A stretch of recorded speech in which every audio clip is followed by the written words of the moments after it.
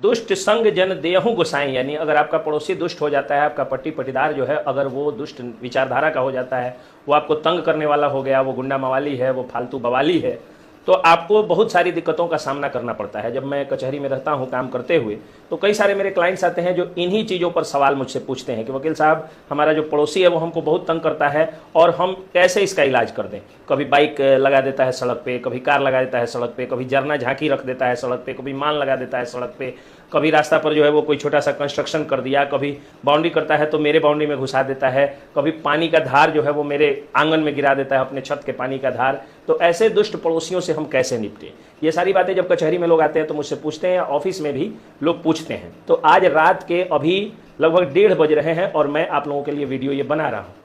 अब आपके इन सवालों का मैं जवाब देता हूं। अगर आपका पड़ोसी जो है आपको बार बार तंग करता है, आपके सड़क पर जो है कभी बाइक लगा देता है, कभी कार लगा देता है, कभी जरना झांकी लगा देता है, कभी अगर वो कंस्ट्रक्शन कर रहा है तो कंस्ट्रक्शन के लिए जो सेंटरिंग का बांस है वो आपके सड़क पे ही हिला दे रहा है, जिसके कारण आपको आने जाने में दिक्कतें हो रही हैं,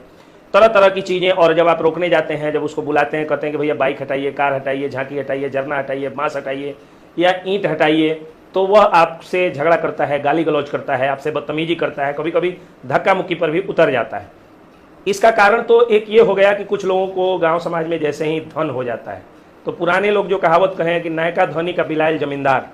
तो ऐसे लोग जो होते हैं वो प्रायः अहंकारी हो जाते हैं। तो नया पर पैसा हुआ तो वो अहंकारी हो गए। या हो सकता है कि आपकी सवांगी कम है, सवांगी का मतलब कि आपको कम बच्चे हैं और उन्होंने ज़्यादा बच्चे पैदा किए हुए हैं, उनके घर में ज़्यादा लोग हैं। तो इन सभी स्थितियों में आपको तंग करने की कोशिश वो पड़ोसी अगर आपका दुष्ट है तो करता है। अगर अच्छा पड़ोसी है तो सवांगी में अच्छा और पैसे में ज़्यादा होने के बावजूद अपने से जो कमज़ोर पड़ोसी या पटीदार होगा उसको वो चाहता है कि उसके साथ अच्छा व्यवहार करे। लेकिन अगर वह दुष्ट व्यक्ति है तो थोड़ा सा पैसा और थोड़ा सा सवांगी बढ़ी क्या कि वो अहंकार में चूर होकर के ऐसे काम को करने लगता है। एक तो ये बात हो गई कि अगर उस व्यक्ति का कंस्ट्रक्शन चल रहा है और वैसे में वो सेंटिंग का बांस हला देता है या पटरा गिरा दे रहा है या बालू ईंट या गिट्टी वगैरह जो है वो सड़क के किनारे थोड़ा सा इंक्रोच करके गिरा ले रहा है, तो आपको भी सोचना चाहिए कि हाँ, जब मेरा कंस्ट्रक्शन होगा या जब हुआ था तो वह बर्दाश्त किया था।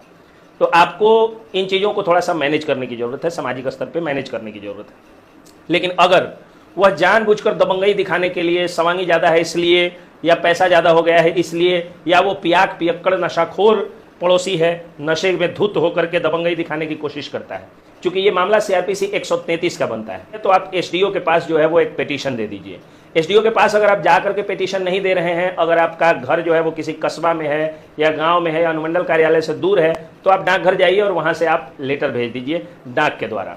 तो उस पर भी कार्रवाई हो जाती है। उसके बाद 133 में जो है वो पुलिस से रिपोर्ट भी मांग सकते हैं SDM साहब, तो पुलिस आएगी, जांच करेगी और रिपोर्ट अगर ऐसा पाया गया तो 133 उस व्यक्ति के खिलाफ जाएगा। और हो सकता है कि अगर पुलिस को लगे, SDM साहब को लगे, अगर आपके मजिस्ट्रेट को लगे कि यह व्यक्ति ज़्यादा गलत कर रहा है, तो फिर IPC 426 या IPC 427 तक की कार्रवाई हो सकती है। अगर इससे भी नहीं कुछ बन पा रहा है काम, तो आप ये सारे मामलों की शिकायत, जो आपको गाली गलौज किया गया है, जो आपको धमकियां दी जा रही हैं, आपका कॉलर पकड़ लिया जा रहा है, आपके साथ धक्का मुक्की की जा रही है, आप जो रूल्स हैं, जो 504 है, 506 है सेक्शन, जो 323 है, 341 है, उसके तहत आप जा करके चीफ जुडिशियल मजिस्ट्रेट या सब डिविजनल जुडिशियल मजिस्ट्रेट के यहाँ आप पिटीशन दे सकते हैं अधिवक्ता के माध्यम से। अगर आप गरीब हैं, आपको पैसा नहीं है, तो आप डायरेक्ट भी पिटीशन दे सकते हैं। अगर आप ज़्यादा गरीब हैं तो एक पिटीशन दे करके आप अधिवक्ता भी सरकारी स्तर पर हायर कर सकते हैं। अगर थाना आपकी बात को नहीं सुनवाई कर रहा है तो कोर्ट जाइए, अपने अधिवक्ता से सलाह लीजिए और अधिवक्ता से सलाह लेकर के और ये सारे काम करिए। अधिवक्ता से सलाह नहीं लेना है, आप फीस नहीं दे सकते हैं, तो आप इन चीज़ों को स्वयं ही कर लें, खुद ही जो है वो पिटीशन दे दें, थाने में आवेदन दे दें, खुद ही जो है वो जा करके कोर्ट में आप पिटीशन दे करके और खुद ही अपने केस को आप मूव कर सकते हैं। अधिवक्ता की कोई ज़रूरत नहीं भी पड़ सकती है। और अगर कभी ऐसा सिचुएशन आ गया कि वह व्यक्ति बाइक लगाया है, कार लगाया है, पानी गिरा रहा है, साउंड बढ़ा दिया है या न्यूसेंस क्रिएट कर रहा है और आपको लगता है कि मैं जाऊँगा तो मुझे मार दिया जाएगा, पीट दिया जाएगा, अब जैसे ही गए गाली गलौज करते हुए आपकी ओर आगे बढ़ा, तो आप फटाक से जो है वो घर में घुसिए, अपने ग्रिल को जो है वो मतलब घर का जो है वो दरवाज़ा बंद कर लीजिए और 112 के ऊपर पुलिस को कॉल करिए। पुलिस आकर के और इन सारे मामलों को ठीक करेगी। आपको लगता है कि पुलिस भी उसके प्रभाव में आ रही है, तो फिर आप कोर्ट में जाइए, अपने अधिवक्ता से मिलिए, क्योंकि सभी लोग जानते हैं कि अधिवक्ता ही एक ऐसा व्यक्ति होता है जो आपके हर सही या गलत में आपके साथ खड़ा होता है।